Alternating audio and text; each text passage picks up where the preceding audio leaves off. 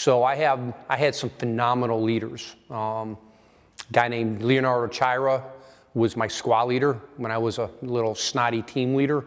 And then I was surrounded by some other awesome NCOs, Hampton and Venable and Peck, and the list goes on. That, you know, hey, you know, you can learn by blunt force trauma or repetition. So I did my 4 years. And at that time, the Marine Corps, same with the Army, was cutting down. It was after the war.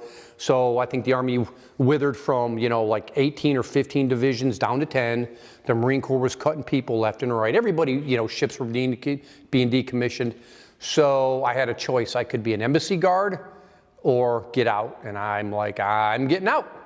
So I got out, moved to Charlotte, had a job, liked the job. It was a good job.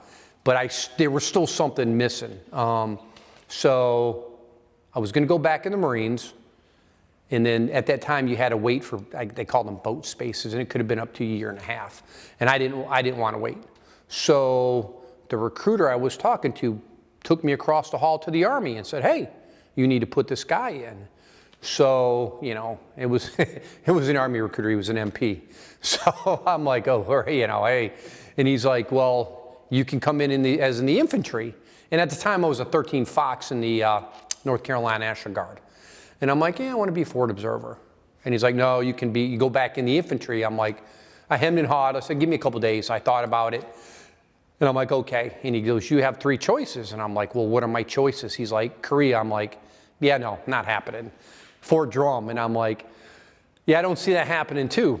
He goes, or Fort Campbell, the 101st. And I'm like, ah. So I enlisted, packed up the car, went out to Fort Campbell, civilian clothes, had no Army stuff, you know, because I turned all my stuff into the Guard, and I roll into the replacement in civilian clothes.